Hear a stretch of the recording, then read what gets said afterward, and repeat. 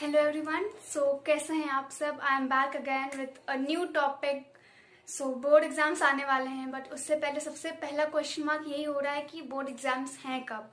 When CBSE is going to conduct the board exams?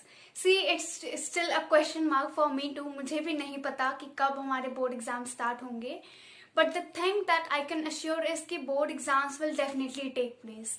मतलब आप board exam से बच नहीं सकते हैं, बाय हुक और by crook you have to give the board exams.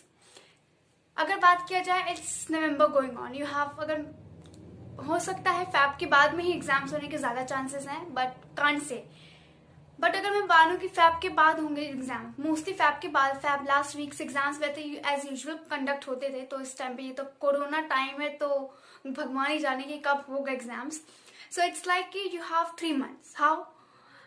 December, Jan and Feb, 3 months you have with you। 3 नहीं तो 2.5 मान के चल लो, ठीक है। Within these 3 months you have to cover your entire syllabus। Now the question arises कि कैसे करें? टाइम कम, काम ज्यादा। तो हमें एक ऐसा इफेक्टिव प्लान बनाना है जिसकी वजह से, जिसके फॉलो करके we can complete this time limit में इतना सारा काम। Is it okay? So let's start. उससे पहले ये बताओ भाई, how your online classes are going on? I know बहुत हेक्टिक स्केड्यूल हो जाता है, कुछ तो पल्ले नहीं पड़ता होगा, थोड़ा बहुत समझ में आ रहा होगा, बाकी सब सिर के ऊपर से टाटा बाय बाय कर रहा होगा। वो हो रहा है बिकॉज वो हम लोग के साथ भी हो रहा है कि हम लोग भी इस चीज को, इशू को फेस कर रहे हैं, बट हमारे पास कोई भी ऑप्शन नहीं है other than this online classes. तो जितना भी समझ में आ रहा है, at least try to grasp those points. It's not like you are not attending the class. If you will not attend the class, then you are at your fault. Because ultimately भैया तुम पे ही आएगा सब कुछ। अगर तुम्हें समझ में नहीं आएंगे concepts, तो how you will learn, how you are going to learn it, how you will memorize it, how you will understand it, and most importantly, how you are going to write it. तो सब question mark हो जाएगा। And if you want to remove that question mark, then please online classes attend करिए। जितने भी test हैं, assignments हैं, छोटे छोटे वर्क्स दिए जा रहे हैं, एक्टिविटीज हैं, try to participate. Not try, करो ही पार्टिसिपेट भाई। Don't miss anything. कोई भी टेस्ट को मिस मत करो, because at the end of the day we can't say कि सीबीएसई बोल दे या बोर्ड्स बोल दे भाई हम जो ये प्री बोर्ड्स हैं, जो टेस्ट हैं, इन्हीं के बेसिस पे आपको मार्क्स देंगे, then you will be at fault. तो don't miss any chance and let's begin the video. Time हो गया है, बात कर लिया। कमेंट सेक्शन में बता देना भाई तुम लोग की ऑनलाइन क्लासेस कैसे चल रही हैं। So here I have written 1, 2, 3, 4, 5, 6, 7 to 8 points. Nevertheless, वो भी डिस्कस करते करते आ जाएगा। So let's start with our very first point, that is know your syllabus. This is very crucial भैया। तुम बुक लेके बैठे हो, तुमको उस बोर्ड के एग्जाम देना है, and if you not know कि सिलेबस में क्या है, तो क्या वहां लिखोगे? कुछ नहीं लिखोगे भाई। इसलिए बोल रही हूँ, पहली चीज तो ये है सिलेबस अपना जानो कि क्या सिलेबस है। This is very important. Syllabus revise by 30%, that's a plus point to you all. तो उस सिलेबस को जरा ध्यान से पढ़ो कि हाँ भाई ये टॉपिक्स हैं that I have, that are covered in the syllabus, that are the part of your syllabus, because there are certain chapters that those are not in the part of current syllabus। तो तुमको मालूम होना बहुत ज्यादा जरूरी है। तो सबसे पहले अपना सिलेबस जानो। सिलेबस क्या है उसको एनालाइज करो। Math, science, English, Hindi, SST. English Hindi की तो बात ही अलग है भाई। इंग्लिश हिंदी तो हम मैम एक दिन में पढ़ने वालों में से, एट रैंडम पढ़ के पेपर देने वालों में से है। कुछ तो आप में से होंगे भाई हम तो ये पेपर के 1-2 दिन पहले पढ़ते हैं, बट फिर भी पेपर के 1 दिन पहले पढ़ने के लिए भी तुमको ये स्ट्रेटेजी को अपनाना पड़ेगा। तो इंग्लिश हिंदी के लिए भी अप्लाई कर दो। इंग्लिश हिंदी 2 कहते हैं इजी सब्जेक्ट्स हैं। सिलेबस चेंज हुआ है, पैटर्न चेंज हुआ है, क्वेश्चन पेपर का लेवल डिफिकल्ट हुआ है, तो इस चीज को थोड़ा सा ध्यान में रखना, ठीक है। तो इसलिए इंग्लिश हिंदी पे भी उतना ही फोकस करना है हमने। Okay, let's move on to the second point. Categorise subjects, strong and your weak points. You have to categorize your subjects। मैंने बताया पहली चीज तो आपका सिलेबस आपने जानी है। अब उस सिलेबस को कैटेगराइज करो। How you have to categorise this कि like English, Hindi, math, science, SST, 5 subjects हुए। अगर आप किसी और स्ट्रीम से बिलोंग करते, if you are in class 12, then you have bio, BSc and all, ठीक है। हर एक सब्जेक्ट को अलग अलग सेपरेटली लिख लो। It's not like you are going to write it in one go. अलग अलग जगह लिख लो। उसके क्या क्या टॉपिक्स हैं जो आ रहे हैं, जस्ट राइट दैट। ये चैप्टर है और ये चैप्टर का ये पॉइंट मेरा क्लियर नहीं है, underline that point. This will be the part of strong and your weak points. जो आपका स्ट्रॉन्ग पॉइंट है भैया उस पर तो आपको इतना फोकस करने की जरूरत नहीं है, बट जो आपका वीक पॉइंट है उस पर आपको फोकस करने की बहुत ज्यादा जरूरत पड़ेगी।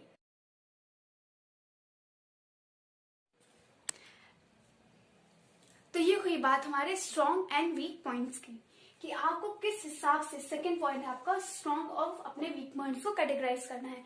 जो स्ट्रॉन्ग पॉइंट्स है, जिस टॉपिक को आप सोचते हैं कि yes I can perform very well in this point, उसको पहले। जो लगता है कि थोड़ा सा वीक है, इससे मुझे ज्यादा ध्यान देना, उसको बाद में। ये अगर आप पहले से एनालाइज करेंगे ना, that will definitely help you a lot. Moving to the third point is your time table and your weekly plan.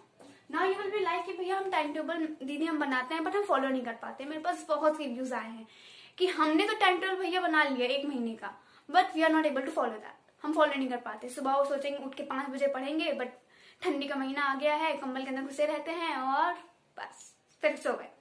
ये होता है, मेरे साथ भी होता है। मतलब मैं सोचती सुबह उठूंगी, बट अल्टीमेटली मैं सो ही जाती हूँ। कभी कभार उठती हूँ तो कभी कभार सो जाती हूँ।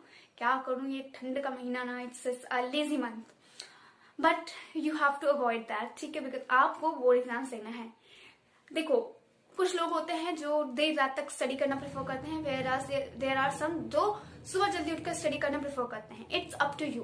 बट मैं पर्सनल लेवल पे अगर मुझसे पूछ रहे हो आप लोग, तो मैं अपना खुद का सजेशन यही दूंगी, बी अ अर्ली राइजर। सुबह जल्दी उठ के पढ़ोगे, that those points will be grasped easily, rather than जब आप रात को बाकी लेते हुए पढ़ोगे। But it's up to you, जिस पे भैया आप तुम लोग कंफर्टेबल हो। सो टाइम टेबल की बात हो रही है। अगर आप टाइम टेबल को नहीं फॉलो कर पा रहे, अपने टाइम टेबल में सबसे थोड़ा सा कम टाइम उन सब्जेक्ट्स को दो जिसमें आपको लगता है कि ये अच्छे हैं, आप अच्छे से फॉर्म कर लेंगे। उन सब्जेक्ट्स को थोड़ा टाइम ज्यादा दीजिए जिनको आपको लगता है कि नहीं भैया ये डिफिकल्ट है। For example mathematics for me, maths and science भैया I was not good at, that's why मैंने ह्यूमैनिटीज लिया था क्लास 12th में। तो इसलिए मैं अपने पॉइंट्स को कैटेगराइज करके रखा है। अपने स्ट्रॉन्ग वीक पॉइंट्स याद है ना, मैंने बोला था सब्जेक्ट के strong weak points. Now this will help you in your time table. And नहीं फॉलो कर पा रहे हो तो make a weekly planner. Now you will be like दीदी व्हाट इज वीकली प्लानर, बताती हूँ। वीकली प्लानर इट मीन्स कि भाई हफ्ते भर का बना लो, एक एक दिन का बना लो। कि कल मंडे है, for example today is Sunday, कल मंडे है, आगे याद। तो कल मंडे को मैं ये टास्क करूंगा, कल मंडे को मैं एसएसटी का ये चैप्टर पढ़ूंगा, हिंदी का ये वाला चैप्टर करूंगा, या फिर एसएसटी का ये करूंगा, मैथमेटिक्स का ये चैप्टर करूंगा।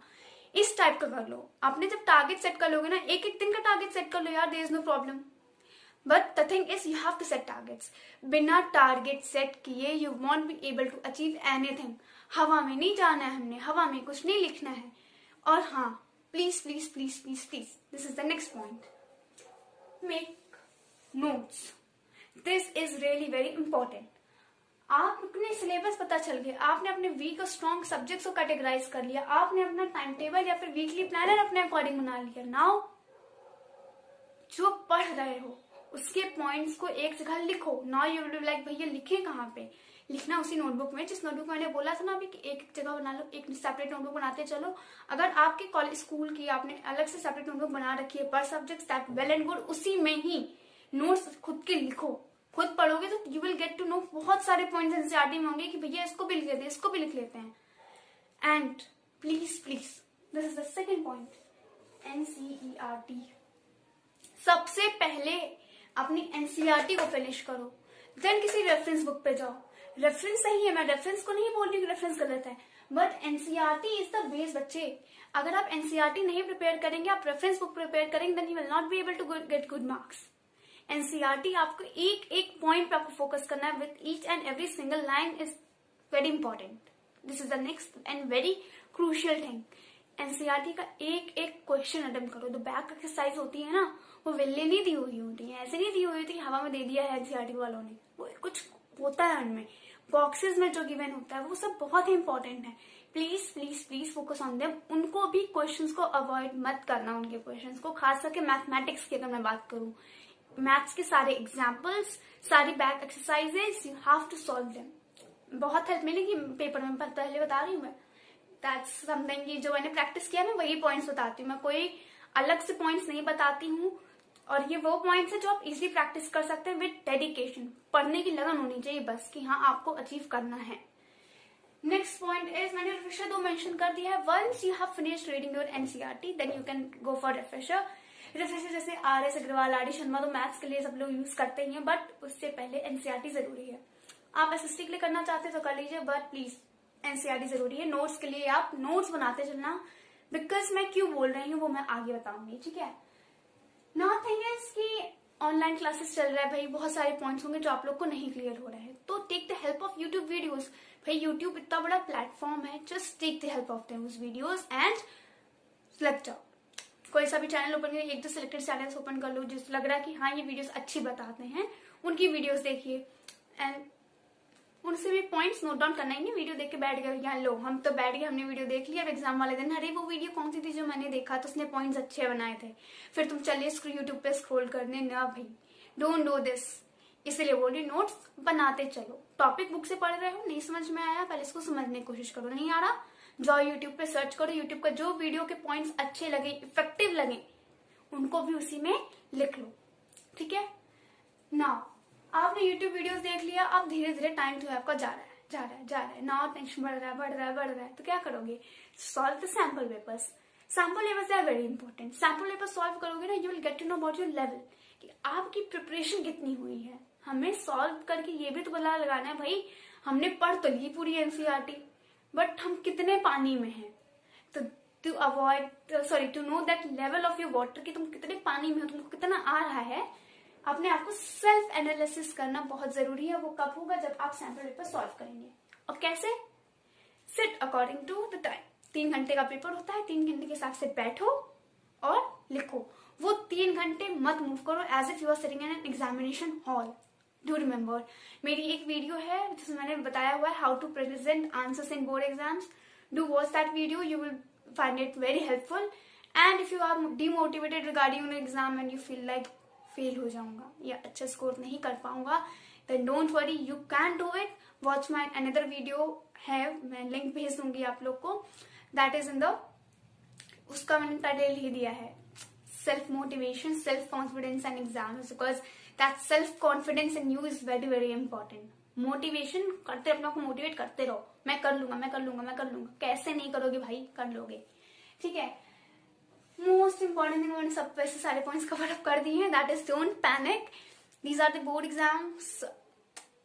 और सबसे इंपॉर्टेंट बात, please you are going to compete with yourself. अपने किसी नेबर, अपने किसी पड़ोसी के बच्चे से या फिर किसी रिलेटिव से, किसी क्लासमेट के साथ कॉम्पीट मत करो। वाई?